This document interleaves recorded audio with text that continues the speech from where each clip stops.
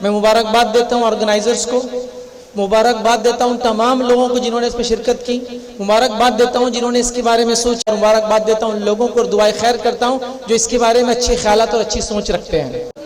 آپ کو معلوم جین جو مائنورٹی ہے 40 سے زیادہ یونیورسٹی چلاتی ہے، مسلمان 4 یونیورسٹی گنا سکتے صرف، کتنے ہیں؟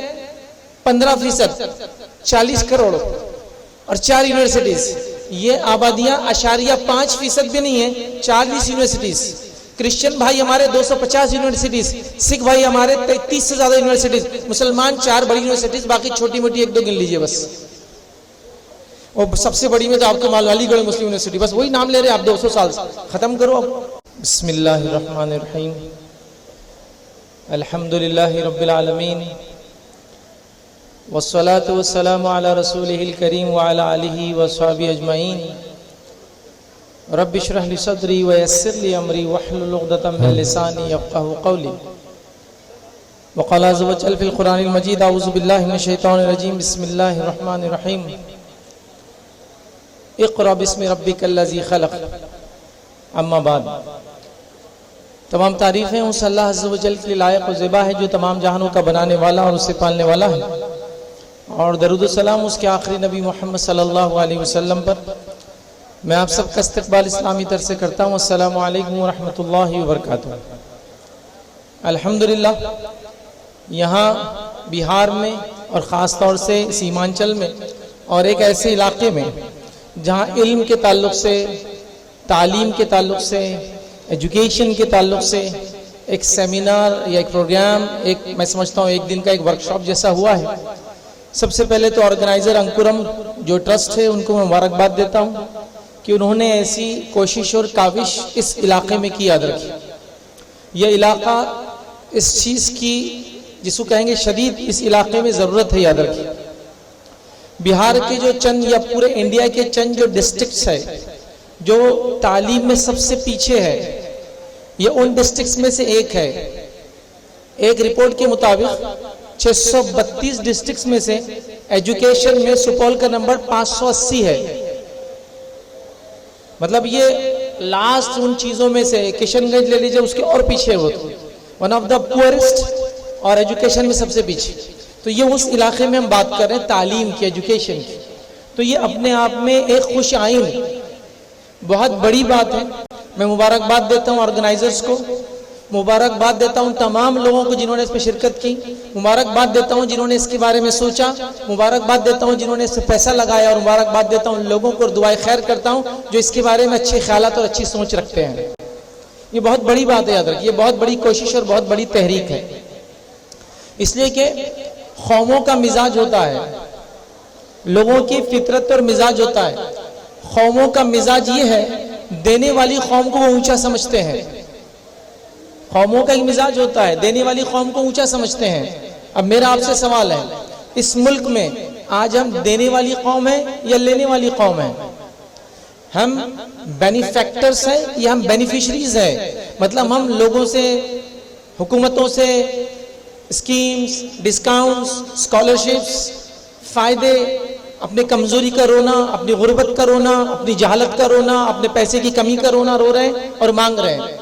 تو قوموں کا ایک مزاج ہے، وہ دینے والوں کو پسند کرتے ہیں، لینے والوں کو پسند نہیں کرتے ہیں۔ تو آج اگر آپ یہ پوچھ رہے ہیں یا ہم یہ کہہ رہے ہیں حکومتیں چاہے جو بھی ہو، مسلمانوں کی کوئی ویلیو کیوں نہیں ان کے پاس؟ وہ اس لیے ویلیو نہیں ہے کہ آپ نے اپنی ویلیو خود گنوا دی، یاد رکھیے، اس بات کو آپ کو سمجھنا ہوگا۔ آئیے مثال دے کے میں سمجھاتا ہوں۔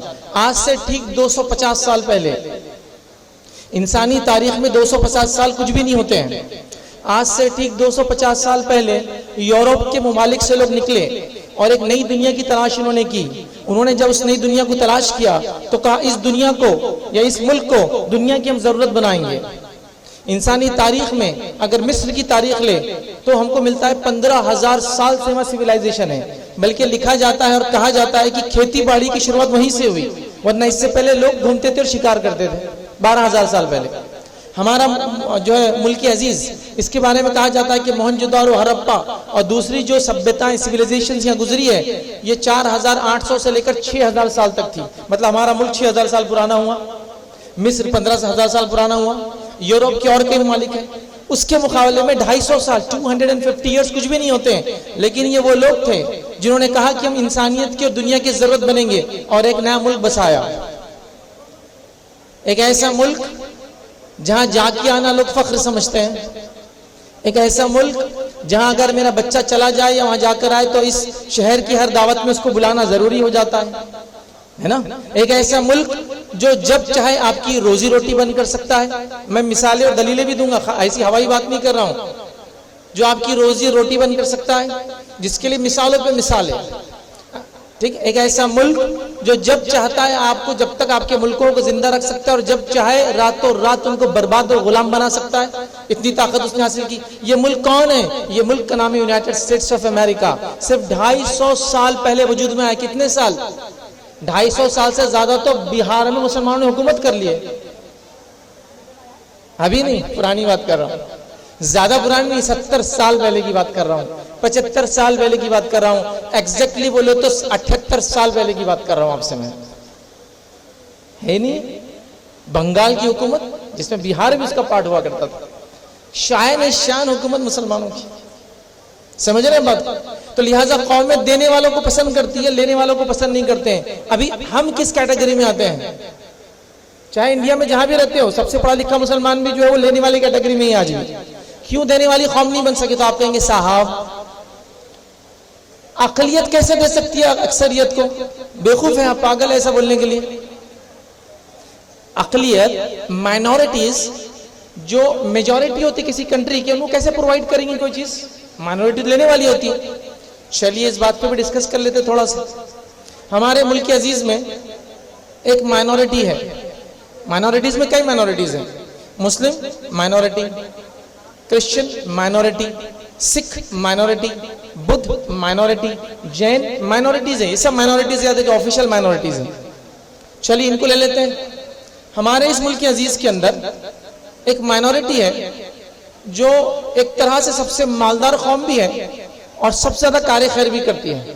اس کو بولتے ہیں جین برادری, جین کمیونٹی. آپ کو معلوم کتنے؟ 0.5% سے کم ہے. ان کی زندگی, ان کے جان و مال کے پیچھے کوئی بھی نہیں پڑا ہے, چونکہ دینے والی قوم ہے. سکھ 1% سے زیادہ ہے, 2% سے کم ہے. یہ وہ برادری ہے جو سب سے زیادہ فارن فنڈ لا کے دیتی ہے اس ملک کو. یہ وہ برادری ہے جو سب سے زیادہ گیہوں دیتی ہے اپنے اس ملک کو. یہ وہ برادری ہے جو پورا ٹرانسپورٹ کا بزنس سنبھالتی ہے. یہ وہ برادری ہے جو پورا اسپیئر پارٹس کو کنٹرول کرتی ہے انڈیا کی. یہ وہ برادری ہے جو سب سے بڑی 5 اسٹار ہوٹلز پورے انڈیا میں چلاتی ہے. کوئی ان کے پیچھے نہیں پڑا. 1% ہمارے بھائی ہیں. آپ بولے نا ہم تو اقلیت کیسے دیں گے؟ یہ بھی تو اقلیت ہے. چلیے اور مثال دیتا ہوں آگے بڑھ کر. ہمارے عیسائی بھائی, کرسچنز 1.5% پورے ملک کے اندر ہمارے, 1.5%. لیکن اتنے ایجوکیشنل انسٹیٹیوٹ, اتنے ایجوکیشنل ادارے کہ میں سمجھتا ہوں آپ میں سے بھی کچھ لوگ جو سب سے اچھے اداروں سے پڑھے ہوں گے اس کے آگے بھی سینٹ لکھا ہوا ہوگا. سینٹ فلاں, سینٹ فلاں, سینٹ فلاں. اور جہاں پیدا ہوئے ہوں گے ان اداروں میں بھی کچھ نہ کچھ سینٹ لگا ہوں گا. آپ بولیں گے وہ ایک ڈاکٹر صاحب تھے, عیسائی تھے, میں وہاں پیدا ہوا. فخر سے بول رہے آپ. تو سب سے اچھے تعلیمی ادارے بنا دیے مائنورٹی ہو کر. آپ کو معلوم جین جو مائنورٹی ہے 40 سے زیادہ یونیورسٹی چلاتی ہے. مسلمان 4 یونیورسٹی گنا سکتے صرف. کتنے ہیں؟ 15%, 40 کروڑ اور 4 یونیورسٹیز. یہ آبادیاں 0.5% بھی نہیں ہیں, 40 یونیورسٹیز. کرسچن بھائی ہمارے 250 یونیورسٹیز, سکھ بھائی ہمارے 33 سے زیادہ یونیورسٹیز. مسلمان 4 بڑی یونیورسٹیز, باقی چھوٹی موٹی 1-2 گن لیجئے بس.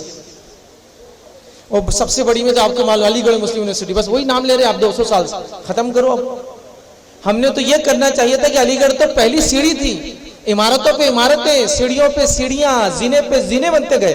یہ تو پہلی سیڑھی آخری سیڑھی بن کے رہ گئی. تو کیا ہوا؟ کہاں رہ گئے؟ پھر آپ بولے ہماری جان مال عزت کی کیوں نہیں مقام ہے؟ اب آئیے, جب قومیں دینے والی ہوتی ہے تو ان کی جان مال عزت آبرو کی کیسی حفاظت ہوتی ہے وہی بتاتا ہوں میں, اور ان کی کیسی ویلیو ہو جاتی ہے. یہاں کئی بچے بیٹھے ہیں ماشاءاللہ, کئی لوگ بیٹھے ہیں جینز اور ڈینم پہنے ہوئے ہیں. کپڑا پہننے کا جینز ڈینم جنرلی ہمارے پاس ٹراؤزرز کے لیے پہنتے ہیں لوگ, پینٹس کے لیے. آپ کہو یہ کپڑا کہاں سے آیا, کیوں بنا تھا, کیوں وجود میں آیا, جس کو اتنے فخر سے ہم پہنتے ہیں. پہننا حلال حرام ہے اس پر ڈسکشن نہیں کر رہا ہوں میں, ڈریے مت آپ. لیکن کیسے آیا, کیوں اتنا فخر سے ہم پہنتے ہیں؟ تو جب امریکہ ڈیولپ ہونا چالو ہوا تو انہوں نے سب سے پہلے ریلوے لائنز بچھائی. ریلوے لائنز بچھانے کے لیے ان کو ورکنگ فورس چاہیے تھی, اور ورکنگ فورس کو کھدر کپڑا چاہیے تھا پہننے کے لیے, مضبوط کپڑا. تو ایجاد ہوا جینز کا, تاکہ ورکر جب مائنز میں کام کریں گے, ٹنلز بنائیں گے, ریلوے لائنز بچھائیں گے, اس کو پہنیں گے, اس پہ پہنیں گے ٹی شرٹس, تاکہ نمبر پتا چلے کون سے گروپ کا ہے, کون سے ایریے کا ہے, وہ لکھا جاتا تھا. تو جو وہاں کے ورکرز کا ڈریس تھا, یہاں شان سے ہم پہن کے گھومتے ہیں اس کو آج. چونکہ دینے والی قوموں کی ہر چیز کی عزت ہوتی ہے, تو ان کے لباس کی بھی عزت ہوتی ہے.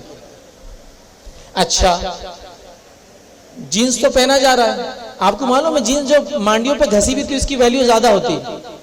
کیوں؟ تو جب ایک انسان کام کرتا ہے, امریکن لوگوں کو آپ دیکھیے جب وہ اپنے گیرج میں کام کرتے ہیں کپڑا استعمال نہیں کرتے, ران پہ ہاتھ پوچھتے اپنے, تو یہ گھس جاتے پورے, یہ جو تھائیز ہے گھس جاتے. جب زیادہ استعمال کرتے تو پھٹ جاتے. تو نئی جینز جو بالکل اودی دکھتی ہے 2500 اچھی والی, جس کا سامنے وائٹ پیچ ہے 5000 کی ہو, اور جو پھٹی ہوئی ہے وہ 10,000 میں ملتی ہے. آپ نے دیکھا نا پھٹی ہوئی جینس پہنتے ہیں, ہاں اس کی ویلیو ہے. چونکہ وہاں کا آدمی کام کر کر کے جینس پھاڑتا ہے نوکر, تو ہم اس کو پہن کر فخر سمجھتے ہیں. تو جب قومیں قوموں پر احسان کرتی ہے تو ان کے کام والوں کا لباس بھی ہمارے لیے فخر اور شرف کی علامت بن جاتا ہے. آج ہمارے پاس تو مولوی کا لباس بدنام ہے. ارے لباس تو ٹوپی بدنام ہے, اس میں گیا تو لوگ میں کون آگے ٹیررسٹ, تو کرتا پیجامہ بولے تو لیگل ٹیررسٹ ہو رہا ہے نا. تو کیوں آپ کا لباس پہچان نہیں بنا لوگوں کے لیے کہ یہ وہ قوم ہے بھائی دینے والی ہے, یہ لباس پہنے تو اپن بڑے انسان نظر آتے, فخر والے آتے ہیں. ایک بار میرا ڈسکشن ہو رہا تھا, ہمارے ساؤتھ انڈیا کے کچھ دوست ہیں, تمل ناڈو خاص طور سے, تو میں نے ان سے کہا تمل ناڈو کے مسلمانوں میں اور نارتھ انڈیا کے مسلمانوں میں کیا ڈیفرنس ہے. میں برائی سے نہیں بول رہا ہوں, سمجھنے کے لیے بول رہا ہوں, کیونکہ تمل ناڈو میں only 6% مسلم ہے, اس لیے بول رہا ہوں. 6%, یہاں 18% ہے. آپ بہار کے اندر یو پی, بہار اور ویسٹ بنگال, یہ 3 اسٹیٹ ملا کے مسلمانوں کی 47% پاپولیشن ہے. معلوم کہ پورے انڈیا کی, مطلب یہاں جو حال ہے پورے انڈیا کا وہی حال ہے. ریسٹ آف دا انڈیا میں 53% ہے. تو میں نے کہا کیا فرق ہے, تو بڑی اچھی بات کہی تھی, سنیے اس کو, چونکہ وہاں عزت بھی ہے نا مسلمانوں کی. ساؤتھ میں آپ سنتے ہیں وہاں نہیں فسادات ہوتے ہیں, وہاں لنچنگز نہیں ہوتی ہے. تو انہوں نے کہا ساؤتھ انڈیا کا مسلمان جاب گیورز ہے اور نارتھ انڈیا کا مسلمان جاب سیکرز ہے. وہ جاب ڈھونڈ رہے ہیں اور ہم جاب دینے والے لوگوں کو. وہاں کا مسلمان جاب دیتا ہے, مسلم نان مسلم اس کا کام کرتے ہیں. یہاں کا مسلمان جاب دینے کے لائق تو کوئی بزنس ہی نہیں ہمارا ہے کہ بولیں گے کوئی مسلم سیٹ کی کمپنی میں کام کر رہا ہوں, تو ہم جاب سیکرز ہے. تو یہ حالت بدلنے والے نہیں ہیں. اچھا, ایک غلط فہمی میں آپ مت رہیے. وہ کون سی غلط فہمی معلوم آپ کو؟ غلط فہمی ہے کہ بھائی زیادہ کچھ ہوا تو ابابیل آ جائیں گے ہمارے لیے. میں آپ کو کہہ رہا ہوں ابابیل آنے والے نہیں ہیں بچانے کے لیے, اب نہیں آنے والے. ابابیل جب آتے ہیں جب کتاب و سنت موجود نہیں ہے. جب کتاب و سنت موجود ہے, اس میں زندگی جینے کا طریقہ بتا دیا گیا, تو اب معجزے ایسے نہیں ہوتے ابابیل کے ذریعے. اب تم کو خود کھڑے رہ کر ان معجزوں کے لیے تیار ہونا پڑے گا. معجزے ہونے والے نہیں ہیں. اب لوگ سمجھتے ہیں نا وہاں ظلم ہو رہا مسلمانوں پہ, اب زمین پھٹنے والی ہے, امریکہ اجڑ جانے والا ہے, یہ ہونے, کچھ نہیں ہونے والا ہے کسی کو. اللہ کی ایک سنت اور اپنا طریقہ ہوتا ہے, اور اللہ اپنی سنت کو تبدیل نہیں کرتا ہے کبھی. جب اس نے آخری کتاب بھیج دی, جب آخری نبی کو بھیج دیا, پورے زندگی جینے کا طریقہ بتا دیا, حکومت سے لے کر, پیدائش سے لے کر, سونے سے لے کر, جاگنے سے لے کر, اٹھنے سے لے کر, بیٹھنے سے لے کر, کھانے تک, اب ابابیل نہیں آئیں گے. اب تم کو اس کو اختیار کر کے حالت اپنے خود بدلنا ہے. اب آپ کو چینج بننا ہے. اب آپ کو وہ چیز کرنا جو آپ چاہتے ہیں, دوسروں سے نہیں امید کر سکتے. اب آپ اگر آپ یہ کہیں گے ہم اللہ کے چہیتے لوگ ہیں, تو یقین جانو قومیں ہنسیں گی اور تھوکیں گی, تم پر تھوکیں گی. یہ چہیتے لوگ ہیں.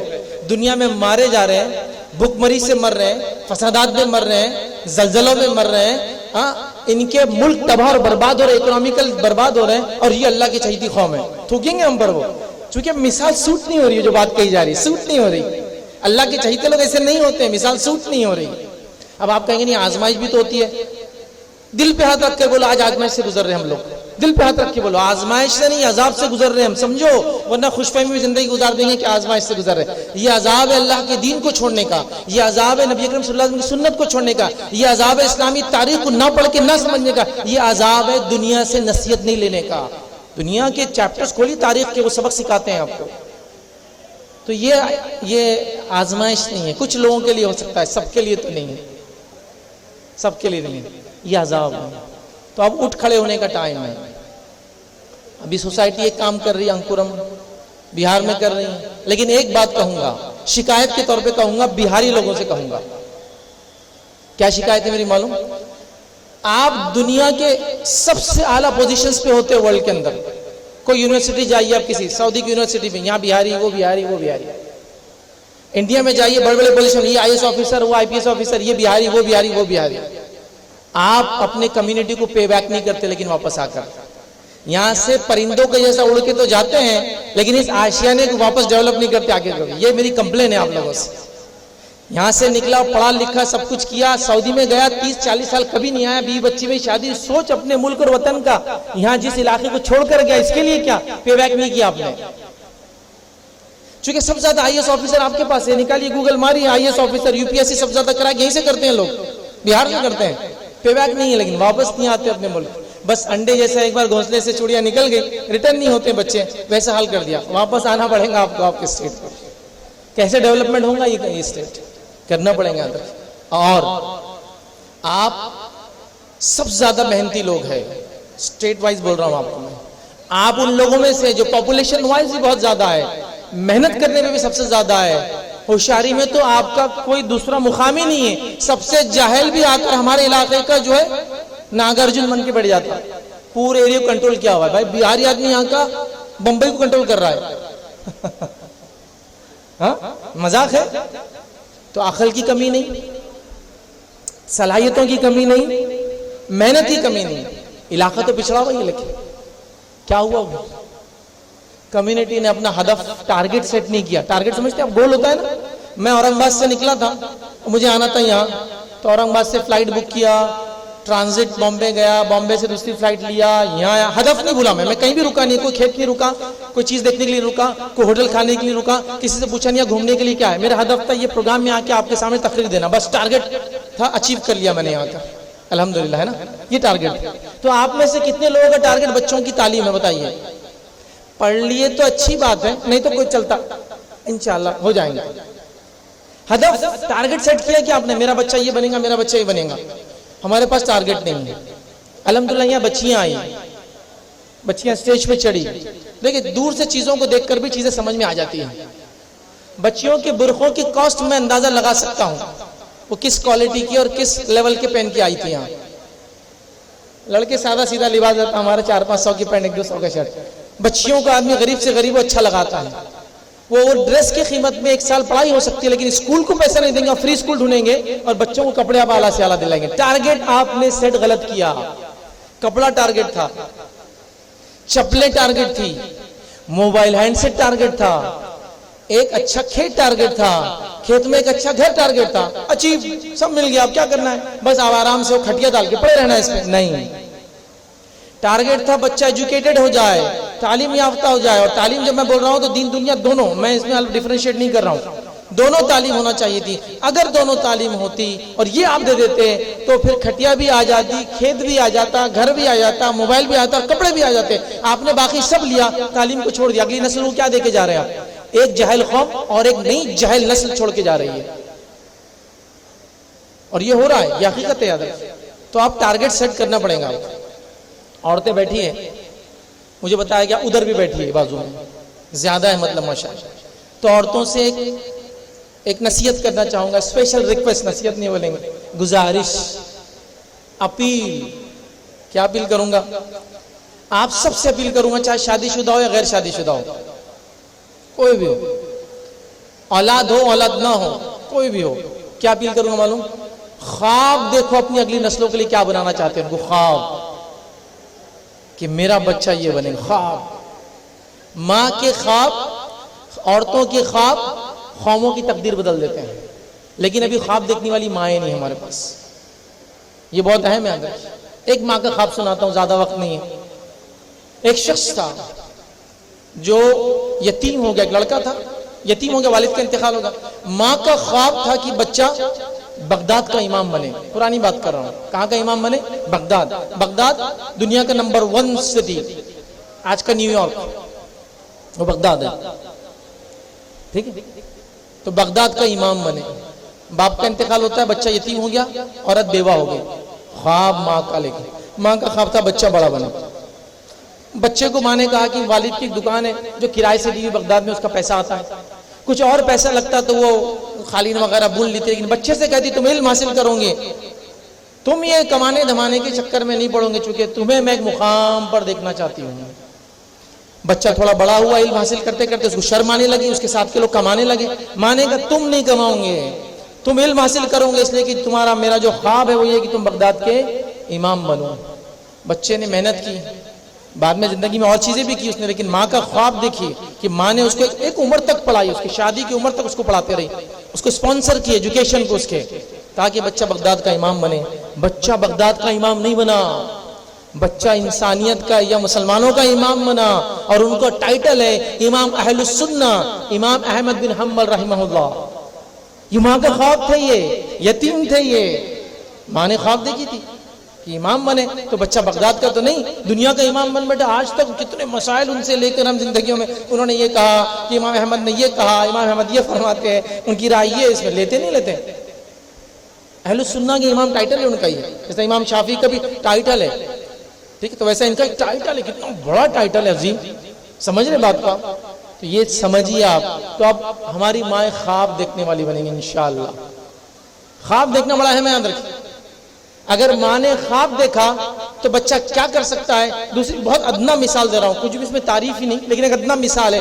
مثال یہ ہے کہ ایک بچہ اپنے زندگی میں پڑھنا ہی نہیں چاہتا ہے، 6th فیل 7th فیل 8th فیل 9th فیل پروموٹڈ ہوتا جا رہا ہے. بس ماں ہے دعا کر رہی، کوشش کر رہی کہ بچہ دین اور دنیا حاصل کرے، اور گھر میں اردو سکھا رہی، بچہ انگلش میڈیم میں یہ کری تاکہ دینی کتابیں پڑھے، فلاں کرے. یہ 10ویں بڑی مشکل سے بچہ دیکھے گرتے پڑھتے لڑتے پاس ہوتا ہے. پھر ماں کہتی ہے تھوڑا اور آگے پڑھو، 11ویں 12ویں کر لو، کام آئیں گا زندگی میں. بچہ چاہتا بزنس کرے. پھر ماں خواب اس کا ایک ایم ہے، ماں چاہتی ہے پھر 12ویں بچہ 12ویں کرتا، کہتے گریجویشن کر لو، بچہ گریجویٹ ہو جاتا ہے. پھر کہتی پوسٹ گریجویشن کر لو. ماں کا خواب پورا کرتے کرتے بچہ پوسٹ گریجویشن کر رہا ہے، پھر ڈبل گریجویشن، پھر ٹرپل گریجویشن، پھر 4 ٹائم گریجویشن، پھر 5 time graduation, 3 time post graduation بچہ کر لیتا ہے. اور وہ فیلئر بچہ آج آپ کے سامنے، آپ کو ایجوکیشن کی رہنمائی کرنے آپ کے سامنے کھڑا ہے.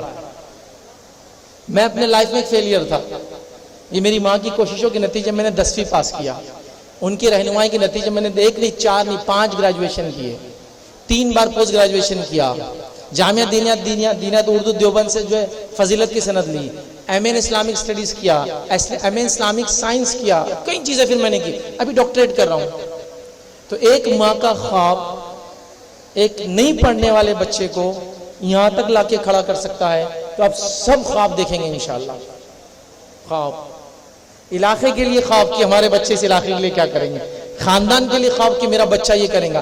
ہدف ٹارگٹ طے ہے، خواب دیکھ رہے ہیں آپ، پھر اس کو اچیو کرنے کے لیے بھاگنا شروع کریں. آپ کو کیا لگتا ہے گھر بنتا تو پہلے نقشہ نہیں بنتا ہے اس کا؟ خواب دیکھو یہ نقشہ ہے، پھر بنے گا گھر، اس پہ پیسے ہوں گے تو ویسا بنے گا جیسا ہے، نہیں بھی ہے تو نقشہ تو ہو، اللہ جب دیں گے تب اس کو ویسا بنائیں گے. ارادے تو ہو، عزائم تو ہو، ڈریمز تو ہو. دیکھو تو صحیح خواب. خواب دیکھنا چھوڑ دیا ہم لوگوں نے، بری بات. خواب دیکھنا مت چھوڑی، یہ بڑی اہم چیز. اب یہ بات سمجھنے کے بعد کہ تعلیم کتنی اہم چیز ہے، تعلیم کا کیا مقام ہے، تعلیم سے قوموں کو کیسا فائدہ ہوتا ہے. اگر آپ تعلیم یافتہ ہوں گے تو آپ مالدار بھی ہوں گے. یہ ریلیشن ہے دونوں کا ایک دوسرے سے. جاہل قوم مالدار نہیں ہوتی، تھوڑے دن تک رہتی، بس وہ ہمیشہ نہیں رہتی، اس کا تعلق رہتا ہے. میں آپ کو کہہ سکتا ہوں آج یہاں کھڑے رہ کر، اگر آج اللہ تعالیٰ کے دیے ہوئے وسیلوں میں سے کسی وسیلے کو اختیار کر کے آپ غریبی سے مالداری کی طرف جا سکتے ہیں تو وہ علم ہے. پستی سے خوشحالی کی طرف جا سکتے تو وہ علم ہے. سیاسی بدحالی سے سیاسی خوشحالی کی طرف جا سکتے تو وہ علم ہے. علم اتنی بڑی طاقت ہے. آج اگر کوئی چیز اللہ نے دی جو وسیلے، اللہ نے وسیلے بنائے نا الگ الگ چیزوں کے لیے، کرنے والی ذات اللہ کی ہے، لیکن اللہ نے طریقہ بتا دیا کہ مجھے یہاں تک آنا ہے تو میں نے جہاز کا وسیلہ لیا، ٹکٹ بکنگ کے لیے ایجنٹ کا وسیلہ لیا. اللہ نے طریقے بنائے ہر چیز کے، یہ کرنا پڑے گا. تو یہ وسیلہ علم. آج مسلمان graduation 5%، post graduation 3%، doctorate 1 to 2%، civil services 2 to 3%، جہاں پولیس فورس اور ملٹری آرم فورسز ہے 1 to 3% کے بیچ میں، جہاں 5% کا ریزرویشن ہے، جیسا تلنگانہ میں ریزرویشن ہے 5%، تو وہاں 6 to 7%، 5% ریزرویشن سے، اور اس کے بعد جو زیادہ ہوتے 1-2% وہ اتنے ہم یاد رکھیں. اور معاشیات اکنامکس میں ہمارا کنٹریبیوشن کیا ہے معلوم آپ کو؟ لیس دین 1%. بامبے اسٹاک ایکسچینج اور نیشنل اسٹاک ایکسچینج میں 1% سے کم ہے مسلمانوں کی کمپنیاں لسٹڈ. اکنامی میں اتنا ہمارا ہوا ہے. یہ علم کا آپ کو لگتا ہے دین سے کوئی تعلق نہیں ہے؟ میں ایک مرتبہ اڑیسہ آیا تھا, بس اڑیسہ کا ہی بولتا ہوں, آگے علاقہ نہیں بولتا ہوں. وہاں مجھے بلایا گیا, مجھ سے کہا گیا کہ آج شام میں لیکچر ہوں گا, خواتین کو درس دینا ہے. کیا درس دینا ہے؟ پردے کی اہمیت. پھر میں نے بیٹھے بیٹھے پوچھا ذمہ داروں سے, یہاں کوئی اسپتال ہے؟ کوئی اسپتال نہیں. کہ بچے کہاں پیدا ہوتے آپ؟ بولے بازو والے گاؤں کے اسپتال. ٹھیک ہے, کون کرتا ہے ان کے ڈیلیوریز؟ بولے وہاں ڈاکٹر کرتے ہیں. میل ڈاکٹر کرتے ہیں, فیمیل ڈاکٹر کرتے ہیں؟ تو میل ڈاکٹر کرتے ہیں. میل مسلم ڈاکٹر کرتے ہیں, میل نان مسلم ڈاکٹر کرتے ہیں؟ میل نان مسلم ڈاکٹر کرتے ہیں. تو میں نے کہا میں پردے پہ درد دینے کے لائق ہی نہیں ہوں. شام میں کس منہ سے کہوں گا کہ میری ماں میری بہن پردے سے گھر کے باہر نکل, لیکن اولاد پیدا ہو تو ایک غیر کے سامنے اپنی شرمگاہ دکھا رہی ہوں. میرے میں ہمت نہیں تھی. بولتے نا جسارت, میرے میں نہیں تھی بھائی. اتنی ہمت نہیں رہتی ایک آدمی میں اتنا سب کچھ بول دے. کیسے بولوں گا پردے کے بارے میں جب میری ماں بہنیں وہاں جا کر پردہ تو کیا, ابھی چہرے کے پردے پہ اختلاف چل رہا نا, وہاں چہرے کا نہیں پورا جسم کھول دیا جاتا ہے نا.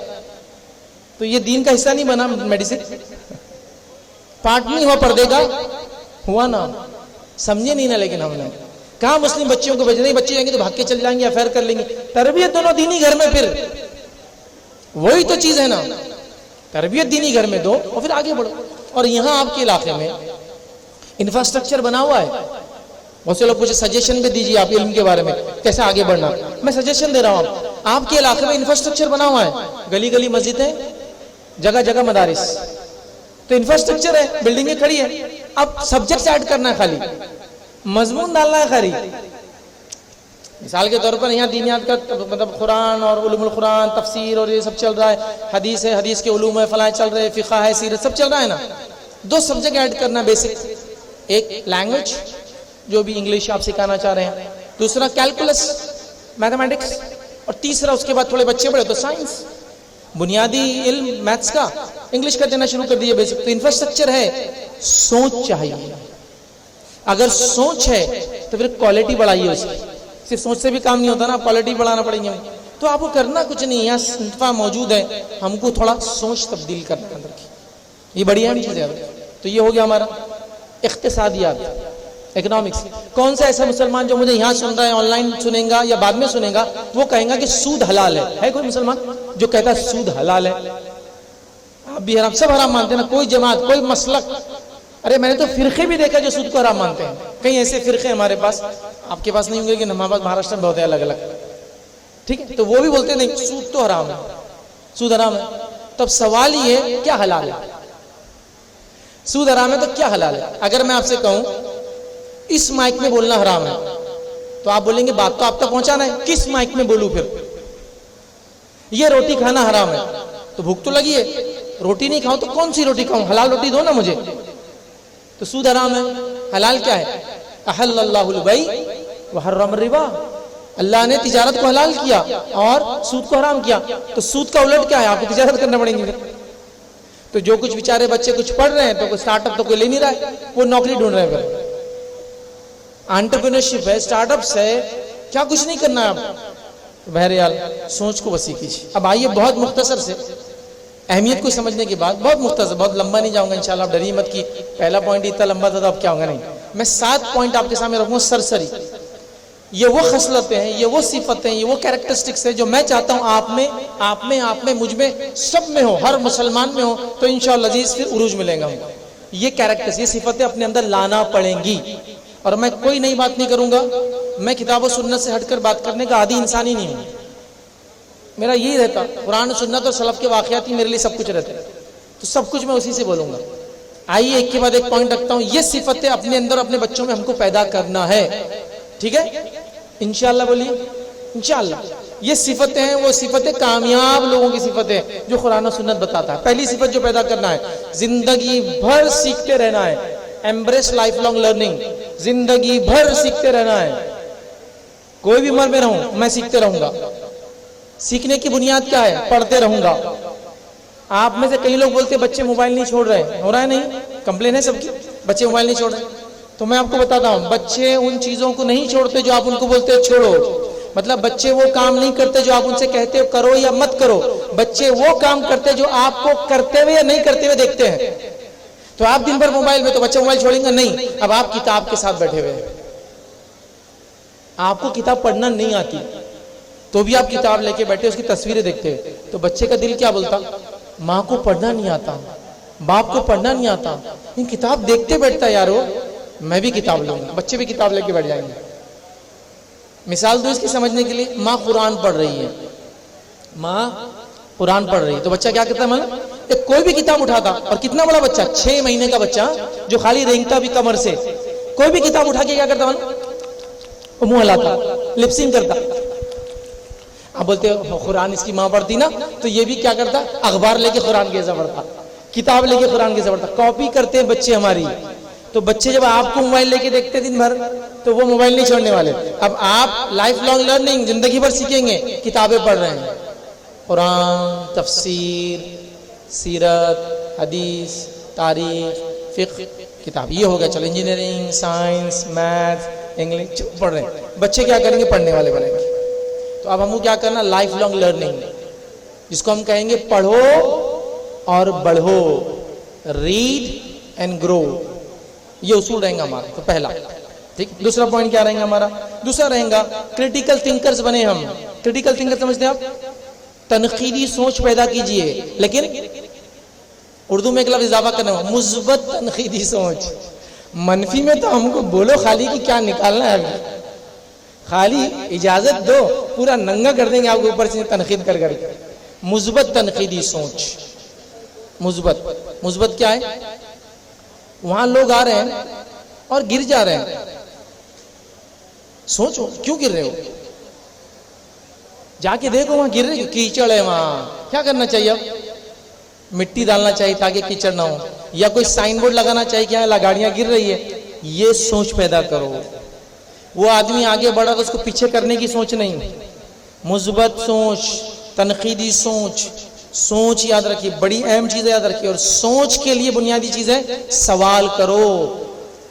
ہمارے پاس بچپن سے ایک اصول بچوں کو سکھایا جاتا ہے جو کہ غلط اصول ہے، سوال نہیں کرنا. ابا یہ کیا ہوتا؟ سوال نہیں کرتے. امی وہ کام کرنا ہے کیا؟ یہ سوال نہیں کرنا. وہ مرغی انڈا کیسے دیتی؟ تم کو جاننے کی ضرورت نہیں ہے، ابھی سوال نہیں، نو کوشچنز. میں کہاں سے آیا؟ کرتے ہیں نا بچے، سوال نہیں. وہ انکل ویسا کیوں کرتے؟ سوال نہیں. سوال کرنے کا جذبہ ختم کرتے ہیں. مثبت تنقیدی سوچ سوال کرنے سے پیدا ہوتی ہے. دنیا کے بڑے بڑے نالج اور فلسفے سوال پر چلتے ہیں. دو مثالیں. پورا سسٹم جرنلزم کا سوال پہ چلتا ہے، پورا سسٹم جوڈیشری کا سوال پہ چلتا ہے. سوال کہاں تھے آپ اس دن؟ جواب سوال. سوال مطلب سوال کے ذریعے جواب تک پہنچا جاتا. پورا فلسفہ سوکریٹس کا پورا فلسفہ یہ ہے، سوالات کر کے جواب تک پہنچا جاتا ہے. ایک امریکن سائنٹسٹ تھے، ان کا نام تھا جیفری لینگ. جیفری لینگ اسلام قبول کرنے سے پہلے امریکن تھے، 80s میں اسلام قبول کیا تھا. مسلم علماء کے پاس گئے جو مسجد کے امام وغیرہ تھے، پوچھنے لگے سوالات. انہوں نے کہا اسلام میں نو کوشچن، سوال نہیں. انہوں نے پھر کیا کیا؟ چھوڑ دیا وہ چکر. پھر الگ سے گئے، اسلام کو پڑھا اور اسلام قبول کیا اور ایک کتاب لکھی. امیزون پہ ابھی بھی کتاب ملیں گی آپ کو. کتاب کا نام ہے ایون اینجلز آسک، حتیٰ کہ فرشتے بھی پوچھتے ہیں. پوری کتاب لکھ دی کہ سوال سے نہیں روکنا چاہیے. فرشتوں نے بھی آدم کی پیدائش پہ پوچھا کیوں بناتا ہے ایسی مخلوق جو خون بہائیں گی فلاں. تو حتیٰ کہ فرشتے بھی پوچھتے ہیں. پوچھنے دو ان کو اور جواب دو ان کی عمر کے حساب سے. ہم لوگ کیا کرتے؟ کچھ بھی سوچتے رہتے، اس کے وجہ سے مسئلہ ہوتا ہے. دیکھیے ایک مثال دیتا ہوں. ایک بچہ آیا، ایک ماں باپ سے پوچھ رہا ہے وہ امی سیکس کیا رہتا؟ آپ بولیے گندی بات مائک پہ بول رہے، اتنے لوگ بیٹھے ہیں. اس نے پوچھا، لیکن گندی باتیں نہیں پوچھنا. بچہ چلا گیا. دوسرے دن پھر آیا، سیکس کیا ہوتا؟ سیکس گندی باتیں نہیں کرنا، چلو نکلو یہاں سے. چلا گیا. تیسرے دن آیا کتاب لے کے. نیم، کتاب پہ رہتا نا لیبل لگا ہوا، نیم، سبجیکٹ، کلاس، سیکس. سیکس کیا لکھوں یہاں، کیا لکھوں؟ لیبل پہ رہتا کتاب کی. تو بولنا پڑتا بیٹے میل یا فیمیل. جینڈر، ابھی جینڈر لکھتے ہیں آج کل، مذکر یا مؤنث لکھنا پڑتا ہے. جنس کیا ہے وہاں لکھا ہوا. وہ سمپل پوچھنا یہ کیا لکھنا ہے، آپ اپنے حساب سے پوچھنا نہیں، سوال نہیں کرنا. پوچھو تو صحیح وہ کیا معنی میں پوچھ رہا ہے. جب پوچھ رہا ہے ہم لوگ سوال کو روک دیتے سے پوچھنا نہیں.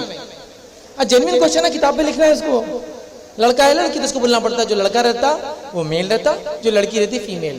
تو اب سوال کرنے دیجئے اور مثبت تنقیدی سوچ بڑھائیے. تیسرا پوائنٹ آج کا رہیں گا، ہم کبھی بھی مسئلے کا حل رہیں گے، ہم مسئلہ نہیں بنیں گے. یہ تو آپ طے کر لو. آج ہم مسئلے کا حل رہیں گے، ہم مسئلہ نہیں بنیں گے. انشاءاللہ ہم مسئلے کا حل رہیں گے. کیسے؟ ہم نہ پان کھائیں گے نہ دوسروں کی دیوار پہ تھوکیں گے. مسئلہ نہیں رہیں گے، ہم مسئلے کا حل رہیں گے. طے کر رہے ہیں ہم، یاد رکھیے. ایز اے مسلم، مسلمان ہونے کے ناطے ہم ہمیشہ مسئلے کا حل رہیں گے. As a Muslim we will always be a part of solution, not the part of problem. ہم پرابلم کا حصہ نہیں بنیں گے، سولوشن کا حصہ بنیں گے. اور اس سے فائدہ کیا ہوگا؟ اس سے فائدہ دینی دیتا ہوں میں آپ کو، آخرت کا فائدہ دیتا ہوں. ایسا فائدہ بتاؤں گا اگر آپ مسئلے کا حل بنیں گے اور مسئلہ نہیں بنیں گے. ایسا فائدہ بتاؤں گا سیدھا مغفرت کی بات، پورے گناہ معاف آپ کے. بولیں گے کیسا؟ ایک شخص تھا، صحیح مسلم کی روایت، ایک شخص تھا راستے سے جا رہا تھا. راستے میں ٹہنی پڑی ہوئی دیکھی اس نے. یہاں تو اکثر لوگ عالم ہے نا، ٹہنی پڑی ہوئی دیکھی. کیا طے کیا اس نے؟ تہیہ کر لیا اس کو راستے سے ہٹائے بغیر نہیں ہلوں گا. اللہ نے اس کی مغفرت کر دی. وہ پارٹ آف سولوشن بنا، اللہ نے اس کی مغفرت کر دی. صرف ٹہنی ہٹائی. اب ایز اے مسلم میں سگنل ایجاد کروں گا جس سے لوگوں کی جانیں بچے، ٹریفک رکے، ٹریفک کنٹرول میں آئے. آپ پارٹ آف پرابلم نہیں، سولوشن بنے، مغفرت ہو گیا. کئی لوگ کی جانیں بچے اس سگنل سے. سمجھو مسلمانوں، سمجھو.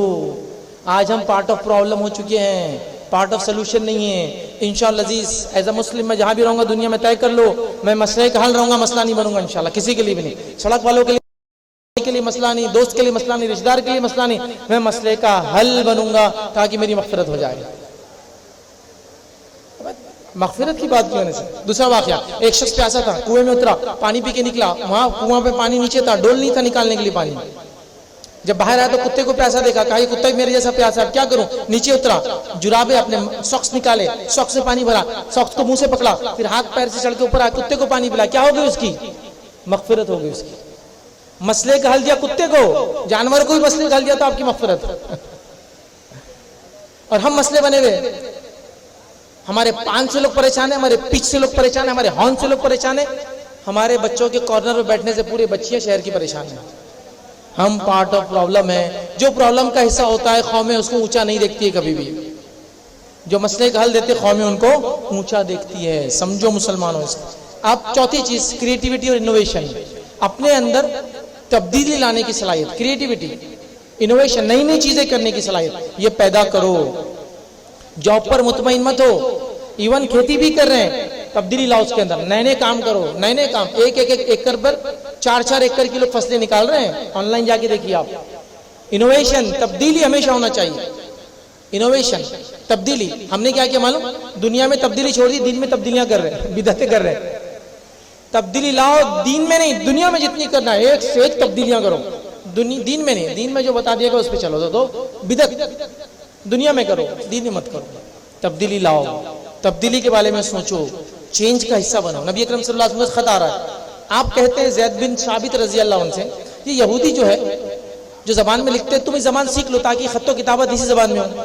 جامع ترمذی کی روایت ہے 15 دن میں انہوں نے وہ زبان کو لکھنا پڑھنا سیکھ لیا. جو خط آتے تھے اللہ کے رسول پڑھ کے سناتے تھے اور جواب اسی میں دیتے تھے. نئی لینگویج، یہودیوں کی زبان. آج کے زبان میں کوڈنگ کی لینگویج، کمپیوٹر کی لینگویج، اس کی لینگویج، اس کی لینگویج، انگلش لینگویج، دنیا بھر کی زبانیں سیکھو آپ. انکرم والوں کے لیے ترکی لینگویج، وہاں جانا ہے اگلا رہیں سیکھ کے جاؤ، وہاں جا کے کیوں کورس کرے؟ اب یہاں کلاسز چالو کر دو اس کی. لینگویج. نبی اکرم صلی اللہ علیہ وسلم بتایا گیا کہ وہ انگوٹھی جو پہنتے ہیں، مطلب آپ صلی اللہ علیہ وسلم انگوٹھی نہیں پہنتے تھے پہلے. کہا گیا کہ جو سیل ہوتی ہے اس کے بغیر یہ لوگ قبول نہیں کرتے خطوط کو، بڑے جو بادشاہ ہوتے ہیں. تو کہا کہ انگوٹھی بنا دو. مینوفیکچرنگ کا نالج، بناؤ مینوفیکچرنگ کرو. انگوٹھی بنائے گی، اس پہ ایک پتھر لگایا گیا، محمد رسول اللہ لکھا گیا. انوویشن، ٹیکنیک، سائنس، ڈیولپمنٹ ہمارے پاس ہونا چاہیے. افسوس کی بات ہے ہمارے ملک کچھ بھی ڈیولپ نہیں کر پا رہے، جس کے نتیجے میں آپ پر کتنا بھی ظلم کیا گیا یا کیا جا رہا ہے، آپ آواز بھی نہیں نکال سکتے ہیں. آواز بھی نہیں. جو لوگ واقف نہیں ہے دنیا سے، کبھی کوئی لگتا اچھا ہی ہے جانے دو، لیکن جب آپ واقف ہوتے ہیں نا تو نوالا بھی کھائے نہیں جاتا دیکھ کر چیزیں کہ مسلمان بھوک سے مارے جا رہے دنیا میں، لیکن آپ کچھ نہیں بول سکتے. کیوں؟ آپ کا کوئی مقام ہی نہیں ہے جی. اللہ کے رسول صلی اللہ علیہ وسلم کی وہ حدیث بالکل فٹ ہوگی کہ تمہاری مثال جو ہے نا اس سمندر کے جھاگ کی جیسی ہو جائیں گی. تعداد میں تو بہت رہوں گے، ویلی کچھ نہیں سمندر کی جھاگ. سمندر میں دکھتا بہت ہے، سمندر لا کے لاٹ مارتا ہے، جھاگ سوکھ جاتا ہے. علم و طاقت دیتا ہے آپ کو پھر لوگوں کو ڈکٹیٹ کرنے کی، وہ نہیں ہے ہمارے پاس. بہرحال پانچویں چیز جس کو ہم کہیں گے صبر اور تحمل. ڈٹ جاؤ، جڑ جاؤ، لگ جاؤ، جس چیز کو صحیح سمجھتے اڑ جاؤ اس کو. کوئی بھی کام آسانی سے نہیں ہوتا ہے. ایک آدمی کمپنی میں جاب پر لگا رکھا ہے میں 5 اسٹار ہوٹل میں کل سے رہوں گا، نہیں ہوتا ہے. ایک زندگی لگاتا ہے، قربانیاں دیتا ہے جب وہاں پہنچتا ہے. تو جو چیز کو حق سمجھتے ہو، جو چیز کو صحیح سمجھتے ہو، جو کام صحیح ہے، ڈٹ جاؤ، اڑ جاؤ. چونکہ ایک ریسرچ ورک کو انسان کرے گا تو کوئی قبول نہیں کرتا آسانی سے. تو اس کے لیے جس کو ہم کہتے ہیں انگلش میں ریزیلینس اور پرسیورنس، صبر اور تحمل لگتا ہے. مطلب جس بات کو میں حق سمجھتا ہوں اس کو ثابت کر کے رہوں گا. یہ کرنا پڑے گا. لاکھ اڑچنیں آئیں گی، لوگ بولیں گے فلاں ہے فلاں ہے، آپ کو کرنا ہے. یاد رکھیں آپ کو دنیا کچھ دے کر جانا ہے. اس کے لیے یہ ساری چیزیں آپ کو اپنے اندر پیدا کرنا ہوں گی. اللہ کے رسول صلی اللہ علیہ وسلم اور صحابہ اس کی جیتی جاگتی مثال ہے. چھٹی چیز جو آپ کو کرنا ہے افیکٹو کمیونیکیشن سکلز. ایک مسلمان ہونے کے ناطے آپ کو اچھا بولنا سیکھنا اور بچوں کو سکھانا ہے. چونکہ اوریٹرشپ، اچھا بولنے سے اس کو کئی فائدے دین اور دنیا دونوں کے ہیں. مسلمان منہ کھول رہا ہے تو پہلے تو منہ کھل نہیں رہا، تھوکنا پڑتا ہے اس کو، اس کے بعد بات کر سکتا ہو. کیا کیا کھا کے رکھتا منہ میں نہیں معلوم. بات کرنے کے اخلاق نہیں، تہذیب نہیں. بات شروع کرا تو کہاں سے شروع کرا یہ بھی نہیں سمجھ رہا ہے. ایک چھوٹا سا واقعہ سناتا ہوں بات غلط کرنے کا نتیجہ کیا ہوتا ہے. ایک مرتبہ اجنٹا کی کیوز ہے، اورنگ آباد سے بہت قریب ہے، ورلڈ ہیریٹیج سائٹ ہے یونیسکو کی. اب وہاں کچھ لوگ گئے ہوئے تھے تو ایک صاحب تھے ہمارے ساتھ، ان کو دعوت دینے کا شوق تھا نان مسلم. اچھی بات ہے، لیکن غلط بات کرنے کا نتیجہ. اب گفا، پرانی بات کر رہا ہوں، ابھی اتنا رش نہیں رہتا تھا پہلے، ایک تقریباً 15 سال پہلے. گفا ہے، زیادہ لوگ بھی نہیں ہیں، فلاں ہے، اور ایک فارنر مل گیا ان کو. تو فارنر سے پہلا سوال کیا معلوم ہے؟ Are you alone? یہ کیا تم اکیلے ہو؟ یہ پوچھتے جو بھاگ رہا وہ، جو بھاگ رہا وہ، رک رہا ہی نہیں ہو. پھر میرے کو آگے بول رہے وہ فارنر بھاگ گیا، میں اس کو دعوت دینے گیا تھا. میں نے کہا کیا پوچھے تم نے؟ تو میں نے پوچھا آر یو الون؟ بولا ایک مولوی آدمی ایک فارنر سے گفا جہاں انسان بھی نہیں ہے، تھوڑے بہت لوگ ہیں، وہاں پوچھا آر یو الون؟ کیا تم اکیلے ہو؟ اس کو تو اپنی جان کی پڑی بھاگنا شروع کر دیا. اس بات کرنے کا طریقہ رہتا، میرا نام فیض ہے، میں اورنگ آباد سے تعلق رکھتا ہوں، گفائیں دیکھنے آیا تھا، آپ کا کیسے آنا ہوا سر؟ یہ طریقہ رہتا ہے. اوریٹرشپ نہیں مسلمانوں میں، بات کرنے کا طریقہ نہیں. حالانکہ نبی اکرم صلی اللہ علیہ وسلم ادب اخلاق سب سے نرالے تھے، سب سے افضل تھے، سب سے اعلیٰ تھے، سب سے اولیٰ تھے. تو اپنے بچوں کو بنائیے اوریٹرشپ، اچھی بات کرنا. یہ موسٹ پاورفل ٹول ہے آج کے زمانے کا. چونکہ بہت سارے لوگ اسے غلط استعمال کر کے بول وچن دے کے حکومتیں چلا لے رہے ہیں. اور کیا دے رہے ہیں آپ؟ اچھے اچھے الفاظ تو دے رہے الیکشن سے پہلے، بعد میں کیا مل رہا ہے آپ کو فیسلٹی؟ ٹھنگا، الفاظ، بول وچن، اوریٹرشپ. تو اچھائی کے لیے استعمال کرو اس کو. اور ساتویں اور آخری صفت جو میں چاہوں گا آپ کو یہ ہے اپنے لیے مینٹور تلاش کرو، گائیڈ تلاش کرو. مربی بولتے تھے پہلے زمانے، مرشد بولتے تھے. ابھی تو خیر وہ ذرا غلط ٹرم استعمال ہوتا ہے، لیکن یہ الفاظ کے معنی کے اعتبار سے اچھے ٹرمز. کسی کو اپنا گائیڈ بناؤ. مسلمانوں میں غلط صفت کیا مانو؟ نوجوانوں میں اپنے اوپر کوئی نہیں، اپنے کو سب آتا. بیوقوف انسان، دنیا ایسے نہیں چلتی. ارے مجھے بتاؤ صاحب، کچھ لوگوں کا ذہن ایسا ہوتا ہے، جو آدمی مجھے نیٹ پڑھانے آ رہا ہے وہ خود ڈاکٹر نہیں ہے، مجھے کیا ڈاکٹر بنائیں گا؟ لاجک ہے اس میں کچھ؟ آپ بولیں گے بیوقوفانہ بات. تمہارے ابا کیا ہے؟ کھیتی کرتے ہیں، تم کو یہاں تک کیسے لائے؟ ہاں گائیڈ کے لیے وہ کام کرنا ضروری نہیں جس میں وہ گائیڈ کرتا ہے. سچن ٹینڈولکر کے ٹیچر نے کون سا اسٹیٹ لیول کا میچ کھیلا مجھے بتائیے کرکٹ میں، لیکن وہ سچن ٹینڈولکر کا گائیڈ ہے. رونالڈو کے کون سا کوچ ہے جس نے اسٹیٹ کا نیشنل لیول کا کوئی fit ball game کھلاؤں God, but وہ پھر بھی رونالڈو کا کوچ ہے. سمجھ رہے ہیں بات کو؟ تو آپ کے مینٹرز اور گائیڈز اور کوچ کو اس فیلڈ میں ماہر ہونا ضروری نہیں ہے، بٹ ان کے گائیڈنس میں آپ کو رہنا ضروری ہے. وقتاً فوقتاً وہ اصولی بات جانتے ہوں گے، ہر بات نہیں جانتے ہوں گے. جیسا کوئی آیا اسٹوڈنٹ کہ مجھے ترکی جانا ہے پڑھنے کے لیے، کیا کروں؟ تو ایک آدمی جو ترکی گیا نہیں، مشورہ تو دے سکتا ہے نا، دے سکتا ہے. تو مسلم کمیونٹی کے پاس کسی کو اپنا لیڈر ماننا، گائیڈ ماننا، مینٹر ہے ہی نہیں مزاج. نہیں میں اکیلا پیدا ہوا، اکیلا دنیا سے جاؤں گا. پاگل انسان، دنیا ایسی نہیں چلتی ہے. ایک نان مسلم کا حال یہ ہے، ایک ٹیچر نے اس کو چوتھی جماعت میں میتھس کا سبجیکٹ 2 مہینے پڑھایا تھا، اس کے بعد وہ ٹیچر چلا گیا، لیکن پوری زندگی وہ ٹیچر ملا تو اور عزت سے کھڑے ہو کے بولتا سر آئیے، کیونکہ اس کا گائیڈ ہے، مینٹور ہے۔ ہم لوگ یہ احسان مطلب احسان فراموش قوم ہو چکی ہے، یہ بات یاد رکھیے، ایسا نہیں ہونا چاہیے۔ اللہ کے رسول نے تو مشرکین کا احسان چکایا واپس۔ متم بن عدی کا واقعہ آپ کو یاد ہے؟ اللہ کے رسول صلی اللہ علیہ وسلم فرماتے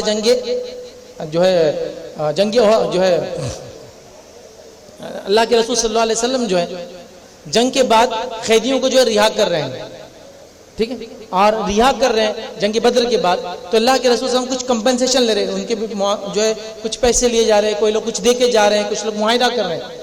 تو تب اللہ کے رسول فرماتے اگر متم بن عدی آج زندہ ہوتا، وہ کافر تھا اور کفر کی حالت نہیں مرا، لیکن اللہ کے رسول کو امان دی تھی جب آپ طائف سے واپس آئے تھے، کہا متم بن عدی اگر آج زندہ ہوتا اور مجھ سے کہتا تو میں ان ساروں کو اس کے کہنے پر چھوڑ دیتا۔ آپ احسان فراموش نہیں تھے، آپ لوگوں کا احسان یاد رکھتے تھے اور جہاں ضرورت تھے اس کو بولتے بھی تھے۔ تو آج امت مسلمہ گائیڈ ہی نہیں کوئی، ان گائیڈڈ۔ اگر اسے اس کی مثال میں دے سکتا سمجھنے کے لیے، ایک میزائل ہوتا ہے جو اپنے ٹارگٹ پہ چھوڑا جاتا ہے، تو آج کل کے میزائل تو بریجز، پول، بلڈنگ یہ سب پار کرتے ہوئے جاتے ہیں، ان کے لیے سب ان کو گائیڈ کرتے کوئی، تو گائیڈڈ میزائلز بولتے ہیں اس کو، جو جا کے اپنے ڈیسٹینیشن کو ٹکرا جاتے ہیں۔ مسلمان کی مثال کیا معلوم آج کے؟ وہ راکٹ ہے جو گلی میں جلایا جاتا، سلگاتے سر کہاں اڑیں گا نہیں معلوم، کدھر بھی جا رہا ہو، گھر میں گھس رہا، لنگی میں گھس رہا، گاڑی میں گھس رہا، وہ ان گائیڈڈ میزائلز۔ کوئی رہنما چاہیے ہی نہیں ان کو، ہم بس ایسے جیئیں گے اللہ کے لیے۔ بناؤ کسی کو اپنا رہبر دنیا کے اندر، گائیڈنس لو، فیلڈز کے جو مہارتی ہوتے ہیں یا اصولی علم رکھنے والے لوگ ہوتے ہیں، بہت ضروری ہے۔ تو یہ 7 صفتیں تھی، میں چاہ رہا تھا علم کے تعلق سے، چونکہ ان کا امپورٹنس ہے، یہ صفتیں ہم کوشش کریں اپنے اندر پیدا کریں۔ ان صفت کے لاتعداد فائدے انشاءاللہ آپ کو اپنی لائف میں ملیں گے، اور یہ عادت اگر ہم لگا لیں گے تو ہم وہ لوگ بن جائیں گے جو اہمیت والے ہو جائیں گے۔ کسی نے مجھ سے ایک سوال کیا تھا، ہم کب بول سکتے ہیں کہ مسلمان اب اہمیت والی قوم ہو چکی ہے اس ملک عزیز میں؟ تو میرا جواب سن لیجیے، جس وقت نان مسلم یہ بولنے لگے کہ اگر علم لینا ہے تو ادھر جانا پڑتا، میاں بھائی کے پاس جانا پڑتا، تو سمجھو آپ اس مقام پہ پہنچ گئے جس وجہ سے قومیں آپ کی عزت کریں گے۔ لوگ کہیں کہ بھائی علم لینا ہے کہ تم کو، ان کے ٹیوشن سب سے اچھے، ان کے اسکول سب سے اچھے، ان کے کالج سب سے اچھے، ان کے پاس نالج ہے کہ جانا ہے۔ تو جب وہ مقام آپ حاصل کریں گے جو پہلے تھا آپ کا، سب ہو جائیں گے قوم کے لیے۔ تو لہٰذا یہ چند باتیں تھی جو میں نے مناسب سمجھی آپ تمام کے سامنے رکھوں۔ اللہ رب العزت سے آخر میں دعا کرتا ہوں کہ اللہ سبحانہ تعالیٰ ہم تمام کو علم، ہنر اور فن کے میدان مسلمانوں کو آگے کرے۔ اللہ سبحانہ تعالیٰ ہم تمام کو علم کی اہمیت کو جان کر اس کے حاصل کرنے کو ہمارے لیے آسان کرے۔ اللہ سبحانہ تعالیٰ ہمارے لیے کتاب و سنت کا پڑھنا سمجھنا آسان کرے، جب تک زندہ رکھے اسلام اور ایمان پر زندہ رکھے، خاتمہ ایمان پر ہو۔ وآخر دعوانا الحمدللہ رب العالمین، سبحان ربک رب العزت عما یصفون وسلام علی المرسلین والحمدللہ رب العالمین۔